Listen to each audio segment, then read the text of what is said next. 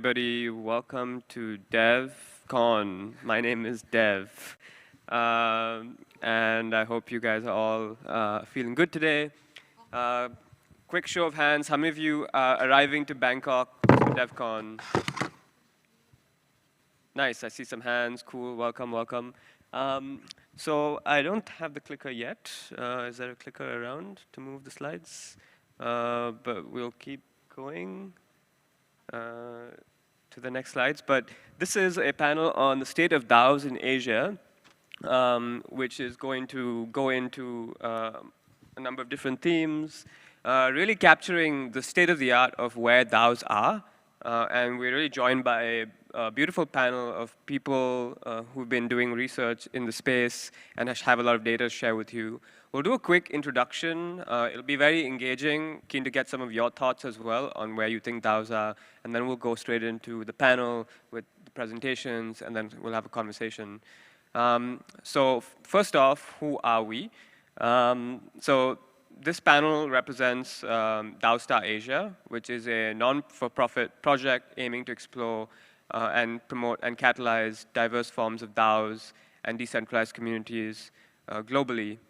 This represents Metagov, represents DAOstar, and represents Pagoda as well, which is another community formed in Asia looking at weaving decentralization with human layers of coordination.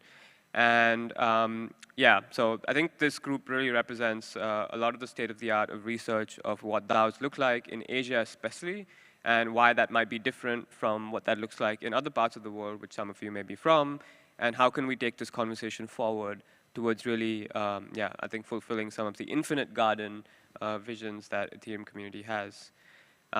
So we have today presentations that will really touch on some of the reports that are on the screen you can see. You can scan this QR code to download the lovely reports. Each of them are very in-depth case studies, a lot of data. I'll give you a few moments now to like pick up your phone and scan. And there's a report coming out soon as well that will look at the greater China region. But we already have a nice collection of reports, which you will hear today on this panel as well. Our motivation, or the motivation from the scholars that I have on the stage here today, was really to expand the discourse.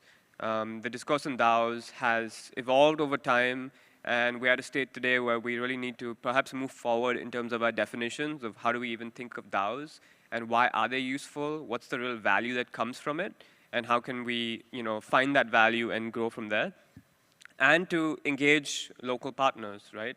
DAOs are ultimately about human-level coordination, partner-level coordination, and so how can this research initiative as well catalyze a new community, catalyze more partnerships, especially in Asia as this nascent social technology starts to grow and evolve.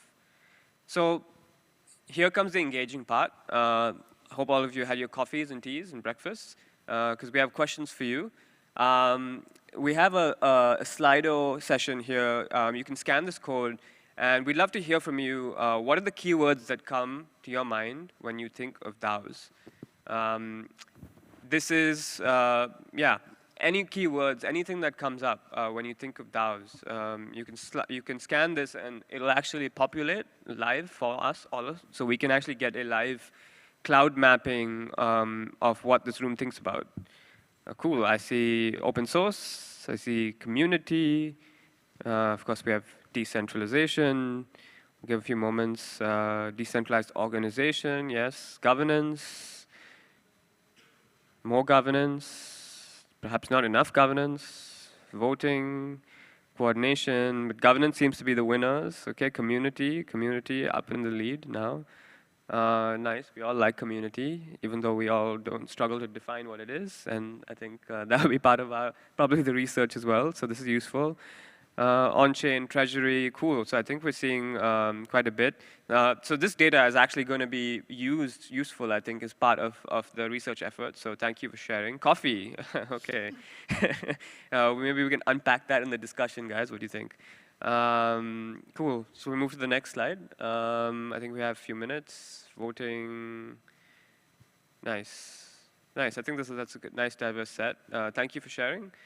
We'll move it next. We've got another question coming up to you. Okay, quick room poll. And I think you can probably see this already if you have the link popped up. How significant do you believe DAOs are? So 6, if you think it's going to be the most transformative technology, and 1, not at all significant. So we're seeing a lot of neutrality. That's beautiful. Neutrality is often lacking in this world. 5, 6, okay, we're still strong on 4. So I think that's leaning towards the optimistic side. That's nice balance. We'll give it a few more moments. If you haven't voted, please vote. Your vote counts, really. Okay. Okay. I think we're happy with that, 40%. Feel good in the middle. And finally, what problems do you think DAOs can solve in Asia? Here's the tricky one. You can take another moment to just reflect and think about what problems do you think DAOs could solve in Asia? So I guess the first question maybe is like, what problems do we have in Asia that require solving? And then maybe think about where DAOs could come in to help address this. We're living in Thailand. There's a lot of climate issues here, flooding, record floods just recently in northern Thailand. We have burning season that happens in this whole region. We have a lot of charity and social impact issues in this region. I'll go back. And go for it. I see. Oh yeah. Okay, so we're still waiting for responses. I guess this is fair. You need some time to reflect, but I think it'll be great. Okay, we see infrastructure, coordination. Yeah, well, so some of the problems that you bring up here, we'll try to bring up in the discussion point towards the end of the panel. So we'd love to hear international funding, language, social goods, commons, community bank, transparency in governance. So we're back to governance again. Reduce the size of government. Okay, popular themes. I see 6 more participants typing. Asian domination. Okay, we have some big goals here. Opportunity, knowledge manager systems, democratize energy. Okay. Maybe they should meet the Asian domination person. Governance again, opportunity, community engagement. Nice. Okay. That's quite a few problems already for us to solve. Cool. We'll bring up some of these things towards the end of the discussion. Help prevent corruption. All right. Thank you for that. It's nice to get a sense of what thoughts are floating in this room and moving that from the invisible layer to on the screen. With that, we'll move to our first speaker, Jen, who is got a lovely report on the state of DAOs in Asia. Jen, over to you. Okay. Hello, my name is Jen. So the authors will try to summarize the report in 5 to 10 minutes. So this is the Korean one. Okay, before we start, first things first, it's a disclaimer that there are actually no DAOs in the State of DAOs report in Korea. So the DAOs I interviewed were all like, oh yeah, DAOs are so cool, but we're not a DAO. So I think that fun fact about a DAO report already says a lot about Korean DAOs. But yeah. So to give a bit of more context, I think the Asian way of communication is context setting, like context weaving. So I'll be talking more about the context than the report itself. But how I started the research is, for me, crypto is like, if I boil down crypto, it will be all about sovereignty. That's what I felt. But I don't think it's a big thing in Asia. And I always found those Hollywood movies like romanticizing someone who rage quits his or own community and then become a lone wolf, survive alone in the Mars, that kind of thing. Pretty random. I can assure you there's gonna be no movies like that in Korean or Japanese or Taiwanese. Yeah, so I was like, okay, if crypto is gonna penetrate Asia, it's not gonna be about sovereignty. So what is it gonna be? So I had some options, like, oh, is it gonna be harmony, like collectivism?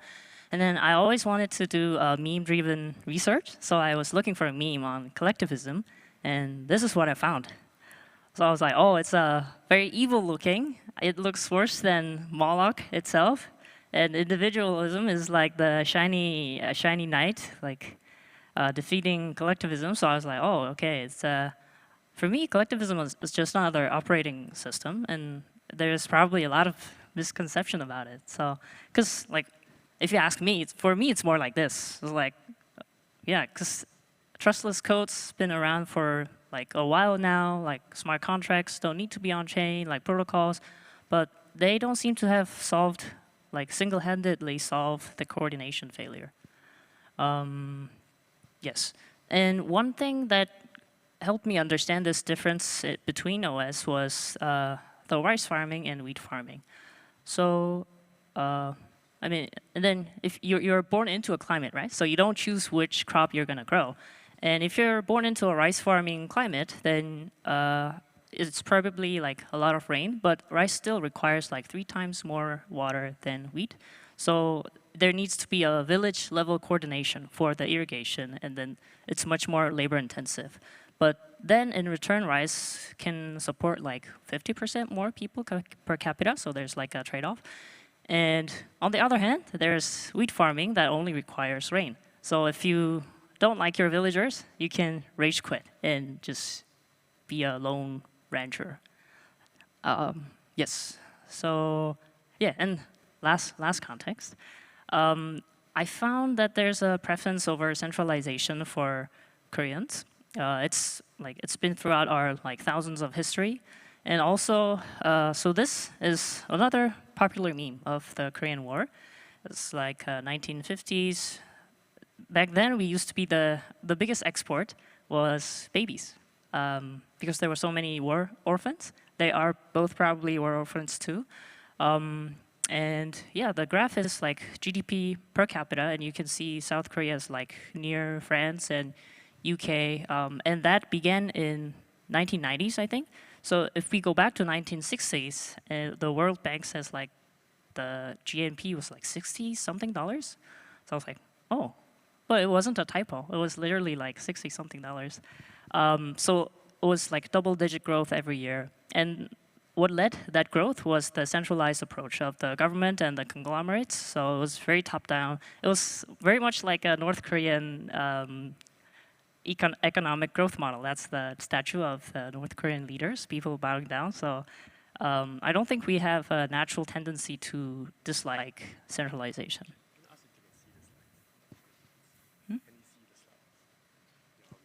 Like, can you guys see the slides actually? Just at the front. It's okay? Oh, okay. I'm just worried that we're blocking it. Oh. Yeah. Okay, we're good. Okay, so yes, finally, it's about the report. Okay, so I found the 3 groups of DAOs. I mean, of course, it's not comprehensive. But yeah, let's dive in. So the first one was conglomerates, those who led the Korean economic development. And all of them wanted to tinker with blockchain, but there were regulations, and NFTs were less regulated. And then there was like an NFT bull cycle. You can see that the release dates are like 2022. So all the conglomerates like LG, Hyundai, like SK, they had at least one subsidiary mint an NFT. But it was mostly like, because they already had like a membership perk kind of community, not really a community group. So they just decided to add an NFT on top. So there's like a Hyundai Mobility, Lotte, very cute NFT that sold out instantly. But we all know what happens to an NFT community that does not have a community. But to be fair, like how many communities, NFT communities survived? Because I think they all lacked the community part. So that was the one sector. And the second one are fan club DAOs. So one day I ran into a Google spreadsheet ran by ARMY, the BTS fan clubs. And it was really similar to what I was working on with Bankless DAO. So I was like, oh, wait, it's all DAO? as it always has been. So another context is that Koreans love to sing. And if you guys haven't noticed already, we produce some good like competition shows, like Culinary War Black and White. I don't know if you guys watched it. If you like cooking, I recommend it. But anyways, this Produce 101 was really a popular show. And just like startups trying to find PMF, entertainment companies also need to find like which artists the fans or the market wants. And what's the better way than to just ask directly to the fans to vote on their favorite idol? So this was like really huge, popular in Korea. They started with 101 people, like literally, and then at the end there was a girl group that was produced out of them. So literally the community members were the producers. But then it turned out the voting was manipulated, and the producer of the show actually ended up like getting a jail sentence. So it was a huge scandal. And this is where on-chain voting comes in. So I'm pretty sure that the world's most vibrant DAO governance is this K-pop girl group named Triple S. They do their voting on-chain. You can find the Dune dashboard by hashed. And the community's growing. So the photo cards that the fans collect, they are ERC 721, and then if you hold that, you get the governance token. But there are of course like limitations. They are not seen as financial assets deliberately. The team really carefully designs it not to look like a financial asset, because if they do, guess what would happen? The details would be for another talk, so I can skip that part. But yes, if you're curious, we can come back in the Q&A session. And the last ones are the more recent iterations of the decentralized communities. So this is the Leviathan. This is Gangang Sule, which is a traditional dance of Koreans. It looks weird, but if you actually do it, it's more enjoyable. So last context. The pyramid is crumbling down, meaning there's no more double-digit growth. And if there is, like if the economy is growing, your optimal path is to just follow the centralized, to get into a big centralized entity and then just climb up the ladder. But if that thing doesn't exist, like what's your optimal solution? People, I think, kind of not sure at this point, because it was a popular meme like a couple of years ago that two biggest bluffings for wage workers is first I'm gonna quit my job, and then second is I'm gonna start YouTube. So I think they're getting somewhere, like maybe creator economy. I don't think this pyramid's gonna last, but we're still a bit unsure. So I guess this is where the decentralized organizations come in. Again, lots of text. We can. I'll just try to be brief. The first one is Stakeholder DAO Lab. You can see it says share value growth, grow together. It doesn't sound much like a LLC kind of slogan, right? So the name of the company was Modu Labs. It means labs for everyone. And then the founder wanted to reward equity to the contributors who were not employees. And then it wasn't possible in the existing legal framework. So that was when the question started, like, oh, okay, so traditional organizations can't do it. What are the options we have?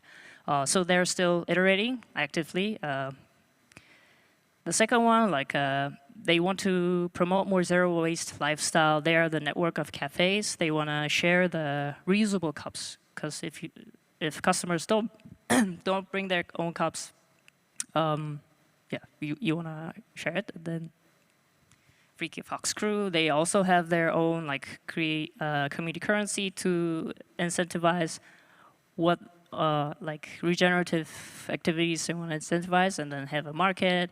Women's Space Camp, they aim to be a pop-up village. They also have community currency, and then there's Windflow DAO. I guess if you speak Mandarin, you speak Chinese, you understand what it means, like a Eastern vibe, like autonomous beings, like being oneness, like wholeness. And then one interesting common factor I found among those decentralized communities is that they all have or want to have their own community currency. And the best movie that helped me understand crypto economics and community currency is actually John Wick, because they have their own like whole assassin economy, like IOU kind of. And then trust and relationship means more than monetary transaction or values. Yeah. And closing thoughts, but more like more questions.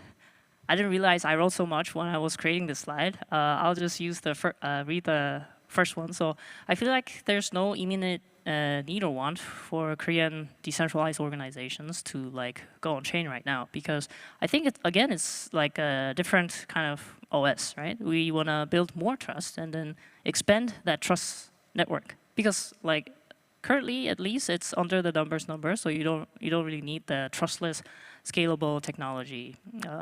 Yes, I think that would be it for Korea, and I'll pass the mic to Yvonne.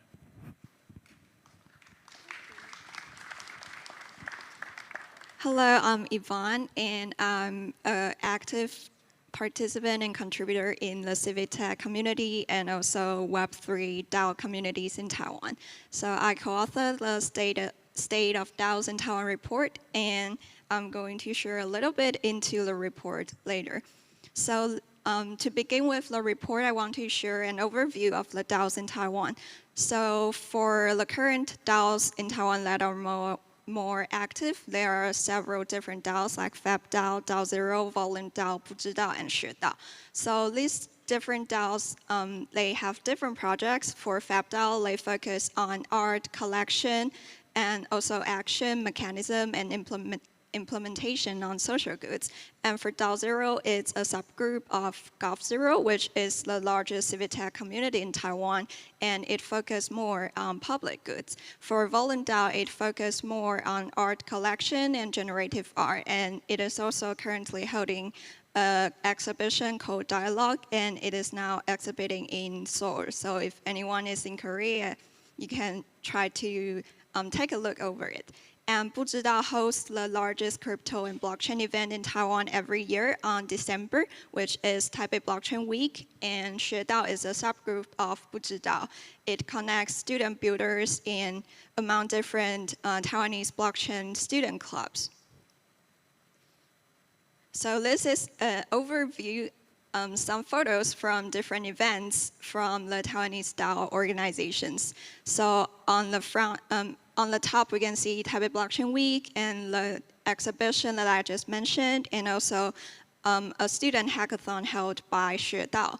And on the bottom, we can see FabDAO's gatherings, and also there's a co-work held together by DAO0 and 不知道. So actually, DAOs in Taiwan, we have a quite strong community, which I think most of people here also mentioned. Community is a very important keyword for you if you think of DAOs. So many DAOs in Taiwan work together, and we'll also cover it later. So, and another picture here is a gathering in a museum that Volume DAO works with in the Taipei Fine Arts Museum, and this is also a digital art initiative and project. And taking the idea from Xerox Justice article, we also try to distinguish different process of participants in the DAO community here. So we try to identify different participants here into external observers, casual contributors, committed contributors, and also core teams. And we interview several participants in the DAO communities and try to see what's their suggestions and their experience when participating in the DAO systems in Taiwan. We found that actually for the core teams and committed contributors, they often face some difficulties among balancing efficiency and opening up participation, because it sometimes takes time for people to do more decentralized voting mechanisms or when they try to do decisions. But it also opens more possibilities to be more transparent. And for casual contributors and external observers, we found that the scale of DAOs in Taiwan are usually not that big because people sometimes face intention problems when they join the community. Sometimes there's not enough onboarding mechanisms or motivation for them to stay longer. And sometimes there are just so many things for them to try to understand what we can do or what I can do in the community. So if we want to tackle this, we also find some potential solutions based on people's overview and interpretation of their understanding of DAOs in Taiwan. So because many DAOs may face some problems of relying on only a few members for a decision, so people give suggestions about establish a more timely rotation mechanisms to tackle this. And for some inheritance of experience, maybe we can use effective knowledge management system. And I also find it very interesting to compare the different running mechanisms in how people govern their DAOs differently in different countries, in different cities by like reading all the report this time. And here are some characteristics in Taiwanese DAOs. So I think one most important keyword for me, if I would use one word to describe the DAOs in Taiwan, is community. Because we really have a strong community and a tight relationship among many members in different DAOs. And also people use unique perspectives and try to develop international correction to discover and try to tackle with some charity and social innovation issue. So I will try to go through very quick on some projects that I find very interesting among Taiwanese DAOs. So this one is by FabDAO and it's called Project Percentage. So people who buy these NFTs, their money will go collectively into a public funding pool. And then for people later, if they saw some interesting projects, people in the art bank, people in charge of the funding pool can use this fund to fundraising that kind of projects. So for example, I mentioned the dialogue exhibition earlier, and this exhibition was held by Volume DAO, and it rotates among Tokyo, Taipei, Seoul, and also Beijing. And for this event, actually FabDAO and Volume DAO together, they initiate a project called Taiwan Hyper Awesome Guidebook. So it tries to use hyper certs into this project. So if you donate $10 to this exhibition using hyper certs, you can get one hyper certs, and FabDAO's project percentage funding pool will also donate 10 USD. So the amount of donation in the end of the program is over 1,000 USD by individuals. So FabDAO also donate over 1,000 USD. So in a total, it's like 2,000 USD, and it also helped the exhibition to grow larger and cover some expenses together. So I think DAOs in Taiwan, they work quite closely with each other, and they try to initiate some unique mechanisms to solve some issues together. And mentioning about community, although this is not very directly related to DAOs in Taiwan, but we have a study group called Web3 for All, and it was coordinated among lawyers, people focused on education, government, public rules, and many different topics are discussed in this book club. And I also started to participate when I was a high school student. So actually Vitalik joined us several times before, and he wrote on the End of My Childhood article that when he joined this book club, he think that he tried to rediscover the inner high school student. And this picture is actually Audrey and Glenwell trying to explain their plurality book. So talking about plurality, I also want to share a little bit into the plurality book here. So this is indefinite diversity in infinite combinations, which is a picture from the plurality book. And I want to add a little bit on the 数位, which is the Mandarin word here, just above Audrey's head. Actually, 数位 in English means digital, but you can also interpret it in Mandarin as many people work together to fight or to solve together public good issues and use technology to tackle new problems. And I think this graph can conclude that what people do in Taiwan and what DAOs in Taiwan are strive for. And this is also a graph by MODA, the Ministry of Digital Affairs in Taiwan. It tries to conclude the limitless possibilities among the democracy network in Taiwan. So it identifies different roles and their potential applications inside the Taiwanese community.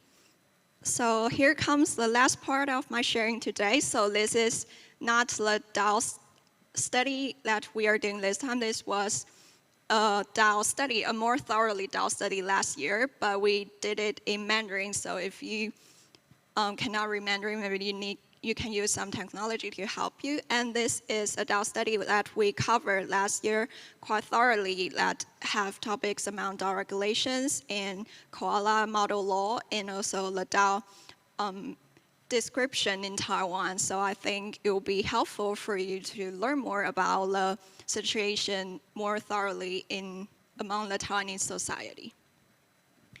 Thank you. Thank you, Yvonne. That was really informative. Next, we'll move to Joe from Singapore. Yeah, all right. Hi, everyone. So my name is Joseph. I'm an engineer turned aspiring social scientist, born and raised in Singapore. So 2 years ago, what's happening in Singapore? Everyone's talking about DAOs. But what are DAOs really back then? Well, DAOs were about NFTs. DAOs were about raising funds, selling art, raising funds for a community and doing something with that. But 2 years later, today, DAOs are DeFi. Local DAOs are dead. So all the communities which we had 2 years ago are kind of all faded into obscurity. So the purpose of this report really was to understand why aren't there any more DAOs left in Singapore. So who talks about DAOs in Singapore today? Well, definitely not the Web3 community. Most of it either comes from academia or it comes from either like delegates participating in global DAOs or degens, I guess. But yeah, there's still a ton of open questions about DAOs in Singapore. On the left side, we just have a sample of like some local Web3 communities in Singapore. And the question really was, why do these Web3 communities not call themselves DAOs? Why don't they identify as a DAO? On the right, it's just a sample of some communities in Singapore I'm involved in, nothing to do with Web3. But I was always curious, like, why don't these local communities care about Web3 technologies? So really, what we're trying to do is expand the DAO discourse. And how I went about doing that was to go beyond the Web3 community in Singapore. So the report involved lots of interviews. And we interviewed a lot of people in Web3, but also tried to find people outside of Web3. So on the right were some phrases we used to recruit participants in our studies. We use phrases like techno-pessimistic community builders or communities closer to social movements than DeFi protocols. So yeah, this was designed to try to find people who might be interested in DAOs, but they don't really identify as DAOs. So this was kind of the research methodology. First chapter was about understanding DAOs in Singapore. This was just like desk research. Second chapter was interviews with 12 local Web3 builders about the evolution and critique of DAOs. And finally, it had 4 interviews with local community organizers about making DAOs relevant in Singapore. So yeah, why don't local communities identify as a DAO? I'll say really the core argument I'm making is what I call the commodification of community. I think over the past 2 years, we've seen a lot of efforts in the name of community, but what we realize is that many DAOs kind of die off because they join for the money, they join for the promise of progressive decentralization, but they're not really working towards a collective goal. Another reason is the limited applicability of technology. So we've had experiments with quadratic voting, trying to engage a 65-year-old man and explaining what crypto economics is. Like these kind of concepts they're still really theoretical and abstract at this moment, and we need to improve the UX to make DAOs relevant. And finally, like local communities, or especially the Web3 ones, they're trying to shed or get rid of the cultural baggage of DAOs. DAOs have a lot of financialized narratives, which communities are trying to move away from. So why are local DAOs important to DAOs in general? Well, real-world impact materializes locally, and currently all DAOs, when we think of DAOs, we tend to think of DeFi. We tend to think of global in nature. But without local DAOs, what's actually happening is localities become defined by the globalities. So like our local, whatever's happening in our local gets defined by the global. So it's kind of like a modern day colonialism of sorts. Maybe you might ask the question, like, why local DAO and not just a local community? Why do we need DAO? What's the point of all of this? I wouldn't say I have the answer, but I think this is an open question for everyone to figure out together, the whole community. I made an attempt at a preliminary definition. It's local DAOs being about encoding possibilities of organizational activities and using this to accrue collective power, which will allow local DAOs or local communities to interface better with larger institutions and global systems. So earlier on in the Slido, someone mentioned international funding. This is a very good example for how local communities can tap on international sources of money or power, things like that, to improve their goals. And that would just be finding better ways to digitally organize beyond our existing tools today. So the opportunity really is to make local DAOs relevant. In the report, I talk about a nonprofit foundation in palliative care. Nothing to do with Web3, but they're using some terminology we use in DAOs. Besides that, we also have the Institute of Policy Studies, some applications of citizen participatory budgeting and citizen design. So these are conversations which aren't related to DAOs, but which I think have a lot of value in connecting, because it's simply about activating communities, which fundamentally is what DAOs are about. So end off with how might we make local DAOs relevant? And I guess we can move on to the panel talk now. Cool. Thank you, Joe. Thank you, Jen. Thank you, Yvonne. So conscious of time, I think we sort of reaching the last 8 minutes. So I think we also have a QR code that people can scan and submit questions. So I think we'll give people the time to do that. Please scan and submit questions. But maybe I'll sort of open a quick question for the panel. So maybe there were a lot of interesting themes, and given time, I think maybe I'll root it in a two-part question. Where do you think the future of DAOs in Asia particularly should go? And going off to your point, Joe, of the local DAOs, what are some of the maybe local problems that you see are important, and what are maybe some of the ways that local communities can use DAOs in an effective way? So having now laid out the landscape today, where do you see this going? And perhaps this could be, you could answer this for your own country or sub-regionally as well for Asia. Maybe I'll start with Yvonne, and I'll move this way. So I think a quick thought into this is what I expect DAOs to do more in the Chinese landscape will be resource distribution, because as what I talked a little bit earlier about the exhibition in the HyperThirds donation, I think for people in this area, because most of the many social charities in Taiwan or organizations that focus more on social issues, they often found themselves struggling with like fundraising and having more money to carry out what they really care about. And I think Web3 technologies and DAOs mechanisms can really help them to like better discover resources and distribute them to those who really need. Thanks, Yvonne. So research distribution, Jen? I guess it wouldn't be as voluntary. Like, I don't imagine Korean companies be like, oh, DAOs are so cool, we need to go on chain. Because I think if you don't want to scale, you can use the traditional way of coordination that we are so good at. but I think it will be more like forced, because if we want to go global, like global fundraising or like global coordination, then it's much better to go online and then go on chain. Because we do have problem of declining population. We maxed at 2020, I think, and then we're disappearing from the face of the earth. So we are forced.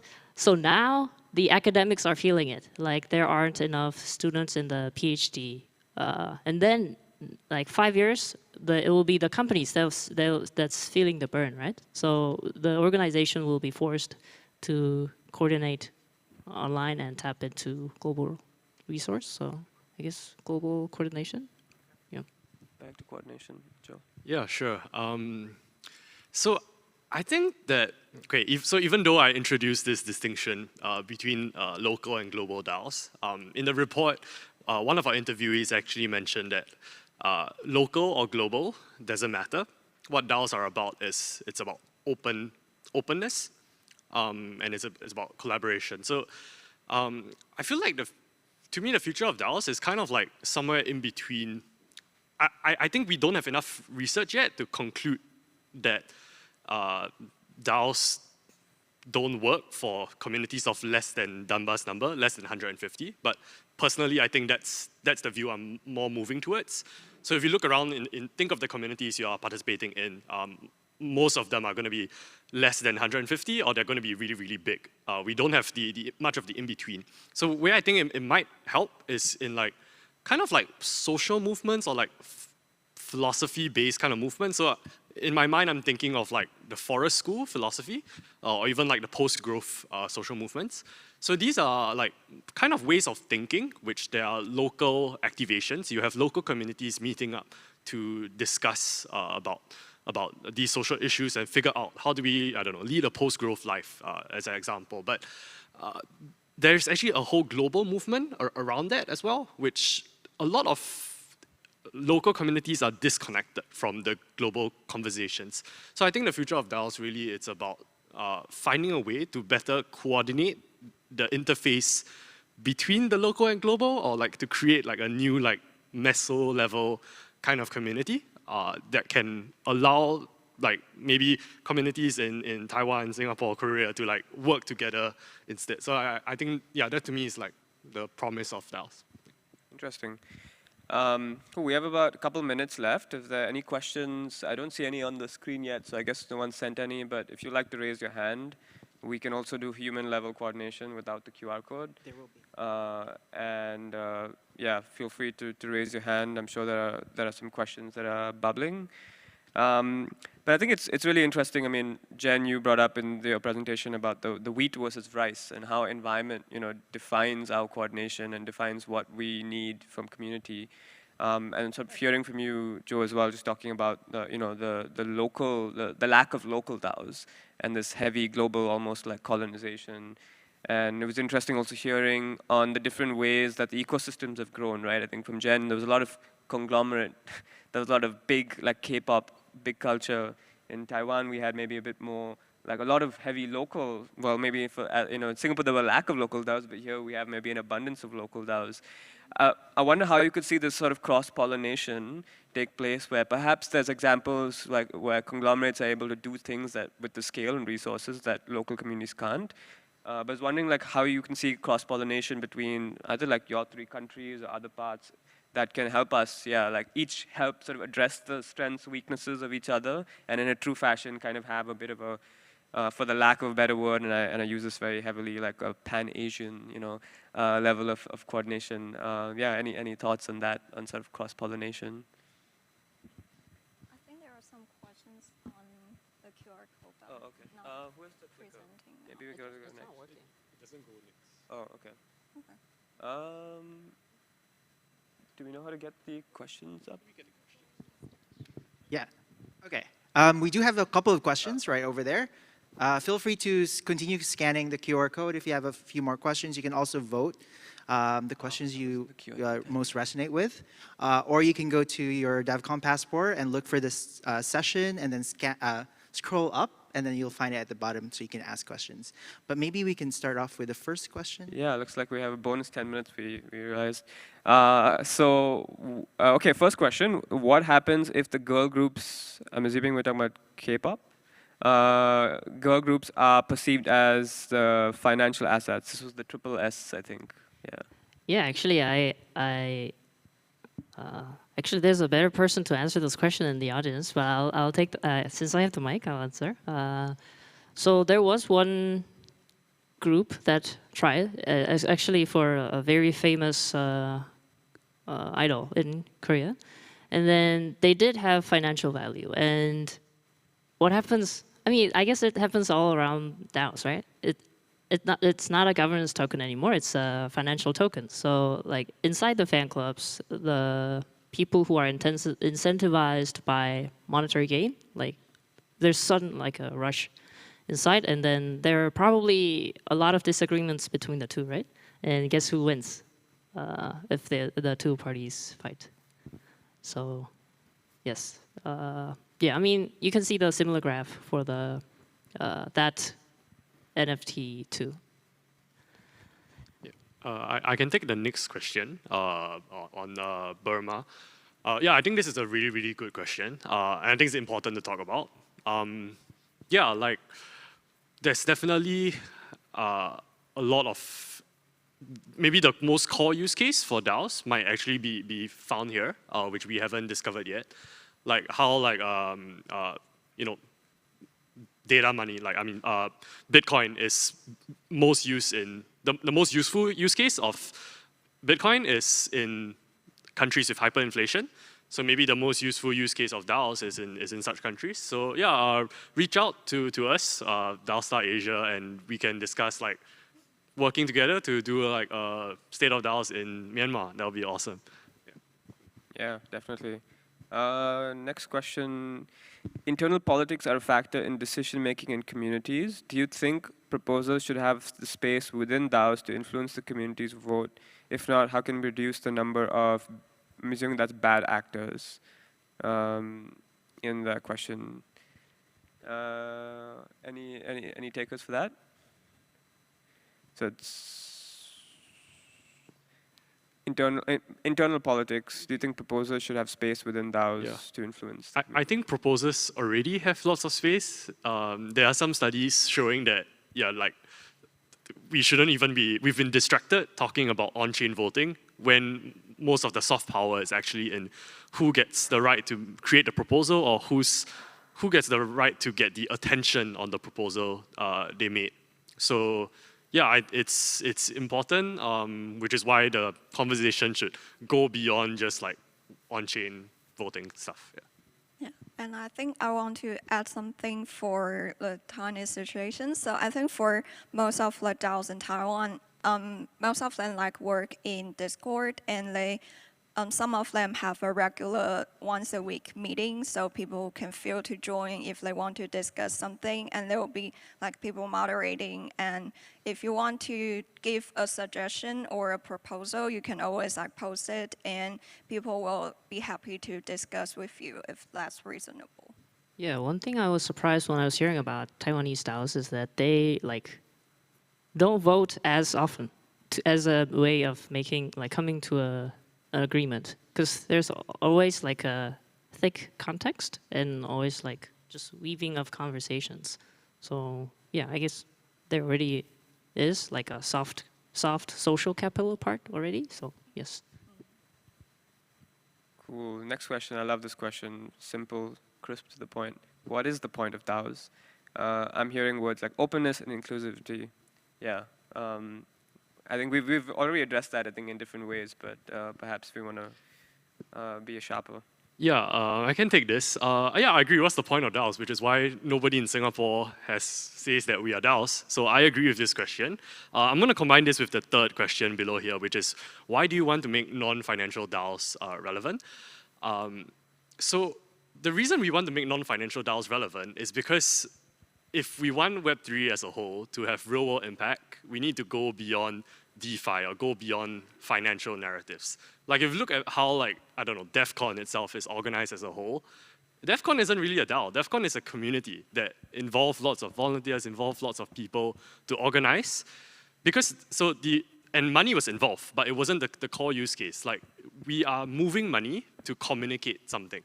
And so, yeah, even if we want, in the Asian context, words like trust, this idea of trust or trustless, is very foreign.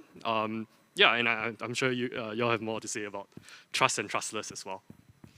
Yeah, I mean, we also had this conversation in DAO Asia Summit, right? And then we were talking like, oh, maybe it's more like a bridge to access global funding rather than the building block of like our communities. Yeah, but one thing I was thinking about, and actually this was the question I wanted to answer for Korean DAOs, was the level of sovereignty. Like, for example, we don't have lone wolves, like individual sovereignty, but it would be more like a country level sovereignty. Maybe that's what I felt when I was thinking about Taiwanese DAOs, like a nation state level, we do want sovereignty due to intricate geopolitical situations and stuff, right? And for Japanese DAO, what I felt was like, oh, they have this, because Japan has like strong, rich culture of like local, municipal, regional community. So that level of sovereignty exists. They have the great global IP. They make NFTs and then raise global funding and then use it to be the sovereign municipal community. So it would make sense in like different levels of sovereignty, I think. We've got. If there's nothing to add to that, we've got yeah, onboarding flow, best practices into groups. I think I can take this. Yeah. So actually, I also like participate in the civic tech community in Taiwan, which is Gov0. And although it's more of a Web2 maybe group, and because I also do some research into how to onboard more people into the community that has like over 200 projects inside. And I think it's really relevant for people to come into like, although it's for a Web2 group, but because Gov0 often held hackathons and offline gatherings, we found that actually people can onboard more and engage more with the society, with the community when they are in those events in person. And I think also one thing that Web3 communities can focus on is how to make all the information not just transparent, but also readable and efficient for people to maybe take 5 to 10 minutes and they can understand what I can do in this DAO and what this DAO is doing. Because we often find that there are just so many things happening in DAOs and people cannot really find what they want, and in a result they just go away and maybe they'll never turn back, or they'll turn back in a later time.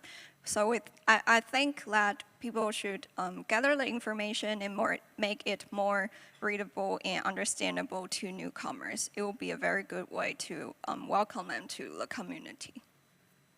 Emphasizing that sort of human level of contact and coordination.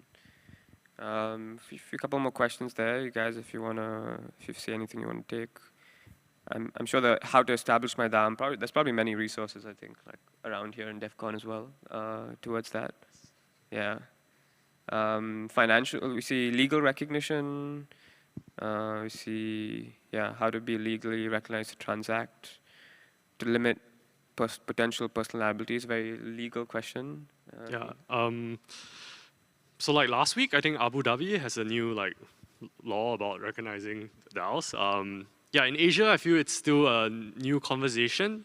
Globally as well, this conversation is still evolving. Like, what's the point of how, if you're gonna create, incorporate in a legal jurisdiction, like, what's the point of a DAO then? Because it's just a wrapper around your community. So, yeah, we're still figuring it out, but it might involve more like collaboration between different legal jurisdictions.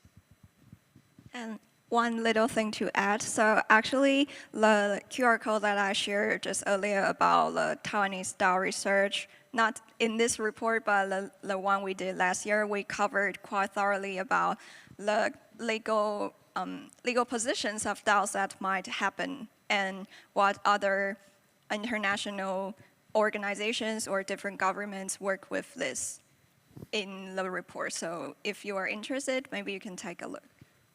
Cool. And I think with that, it's time. Please join me in thanking our three panelists, Yvonne, Jen, and Joe, for that wonderful sharing.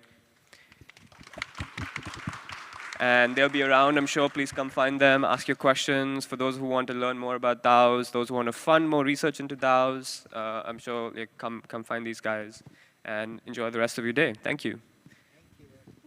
All right, thank you so much again to our panelists. It was such an insightful discussion about different DAOs across Asia, and we'd like to invite you back here at around 1:30. In the meantime, please enjoy your lunch. Have a good day.